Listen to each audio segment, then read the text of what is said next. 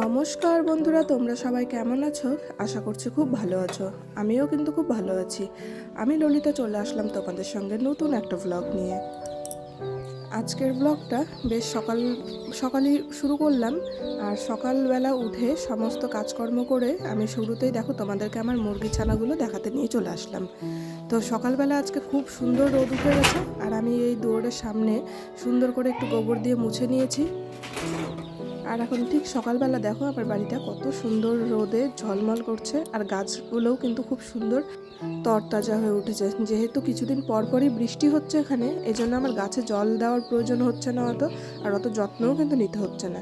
আর আমি সকালে বাসনগুলোও ধুয়ে নিয়েছি। আজকে কিন্তু অরিত্র বাবা বাড়িতেই আছে, এই কারণে কিন্তু আমার একটু চিন্তাটা কম, কারণ আজকে বাজারে যেতে হবে। ওকে আমি বলেওছিলাম যে তুমি কিন্তু আজকে আমাকে বাজারটা করে দিয়ে তারপরে যাবে, তো সেই জন্যই আরও থেকে গেছে। আর রাতের বেলা আমি চিয়া সিডসটা ভেজাতে ভুলে গেছিলাম, এই জন্য কিন্তু এখন সকালবেলায় ভিজিয়ে রাখলাম। আর এটা না ভিজিয়ে তো খাওয়াটা একদম উচিত না। আর সকাল সকাল এখন একটু লেবু জল খাবো, আর বাইরে লেবু নেই, এই জন্য একটা লেবু বের করে নিচ্ছি। আর এই সকালবেলা লেবু জলটা বেশ ভালো কাজে দেয়, জানি না আমাকে দেবে কিনা। আমি 3 বছর আগে একবার ডায়েট করেছিলাম, তখন 3 মাসের কমপক্ষে আমি 10 কেজিরও বেশি ওয়েট লুজ করেছিলাম।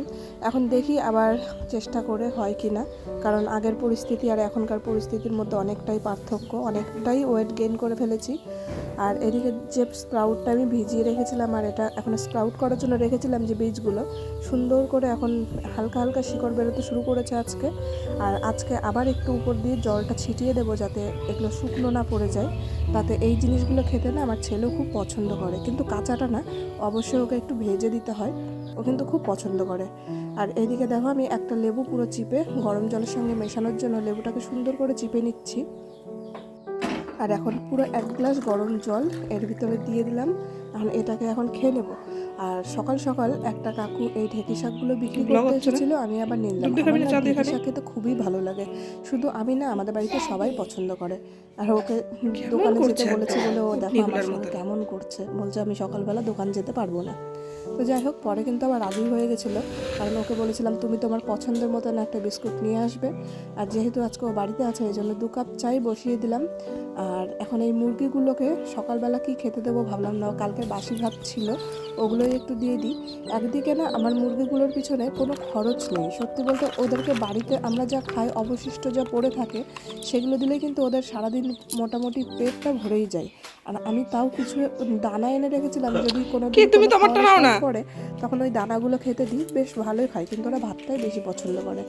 আর এদিকে ওদেরকে দেখো চা দিয়ে দিয়েছি, আমার ছেলেকে তো আর চা দিইনি, দুধ দিয়েছি আর ওর বাবাকে চা দিয়েছি।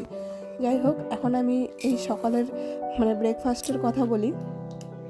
তো আমরা এখন সকলেই আজকে এই ব্রেকফাস্টটা করব। এটার ভিতরে আছে দই, টক দই, ওটস আর বিভিন্ন ধরনের ফল যা আমার ঘরে থাকে, সেগুলো দিয়েই আজকে সকালে টিফিনটা করে নেব।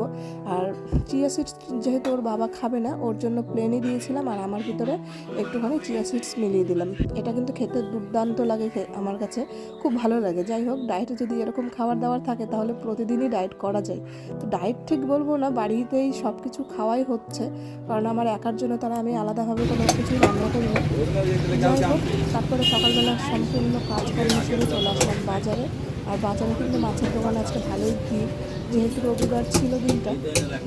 আর যে কাতলটা কাটছে সেটা কিন্তু আমারই কাতল মাছটা, কারণ আজকে আমি আর অন্য কোনো মাছ নেবো না, শুধু কাতল মাছটা নিয়ে চলে আসলাম, কারণ বেশ মাছটা বড় ছিল, 1 কেজি 700 গ্রামের মাছ।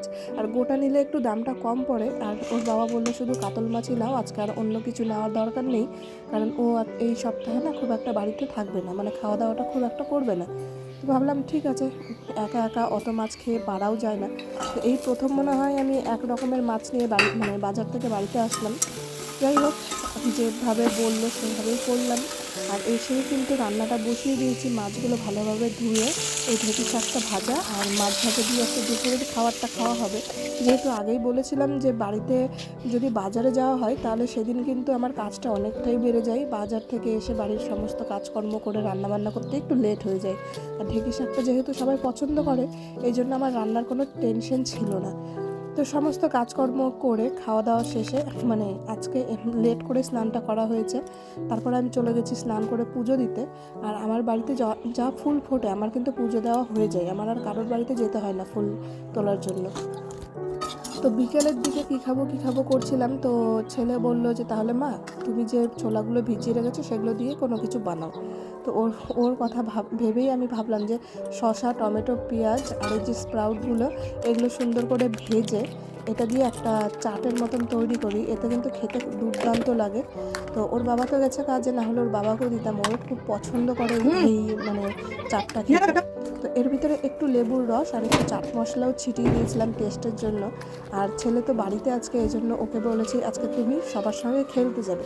ও খুব একটা খেলতে যায় না সবার সঙ্গে, এই জন্য আমি ওকে জোর করে পাঠাচ্ছি। খেলাধুলা বাচ্চাদের পক্ষে খুব ভালো, আর ও জলের বোতল ছাড়া একদম নড়তে পারে না। তো সন্ধ্যে লেগেও আসছিল, এই জন্য ওকে আবার ডাক দিলাম যে চলে এসো বাড়িতে, আর খেলতে হবে না। দেখো ঠিক নিজের ব্যাগটা নিয়ে জলটা নিয়ে চলে আসলো। যাই হোক, রবিবার আজকে বিকেলে পড়ানোও ছিল না, এই জন্য আমি আরও কী করলাম, রাত্রেবেলা রান্নাটা করে নিলাম। তো ওর বাবা বললো যে আমি বাড়িতে আসবো রাত্রে খাওয়া দাওয়ার জন্য, তুমি কিন্তু রান্নাটা করো। তো সেই ভেবেই ভাবলাম যে না, আমি রাত্রেবেলা আজকে আর মাছ খাবো না, আমার খাওয়ার খুব একটা ইচ্ছে ছিল না। ওদের দুজনের জন্য, ছেলের জন্য একটা পেটি আর ওর বাবার জন্য অর্ধেক মাছের মাথা আর একটা গাদার পিস নিয়ে সুন্দর করে মাখা করে তরকারিটা করে নিলাম। আর অরিত্রকে এখন ভাতটা খাইয়ে দেবো, আর ওর বাবা আস্তে আস্তে একটু লেট হবে, এই জন্য ওর জন্য বেড়ে রেখে দিলাম ভাত তরকারি। ও যখন আসবে তখন ওকে দিয়ে দেবো। আর রাতে ঘুমানোর আগে এই জিরে জলটা আমি খাচ্ছি বেশ কিছুদিন থেকে। দেখেছি আমি অনেক ভিডিওতে যে জিরে জল খাওয়া বলে পেটের পক্ষেও খুব ভালো। যাই হোক, আমার ভিডিওটা কেমন লাগলো তোমাদের অবশ্যই আমাকে কমেন্ট করে জানিও, আর ভালো লাগলে আমার পাশে থাকতে ভুলো না। তো তোমাদের সঙ্গে দেখা হবে পরের একটা ব্লগে। তোমরা সুস্থ থাকো, ভালো থাকো, টাটা।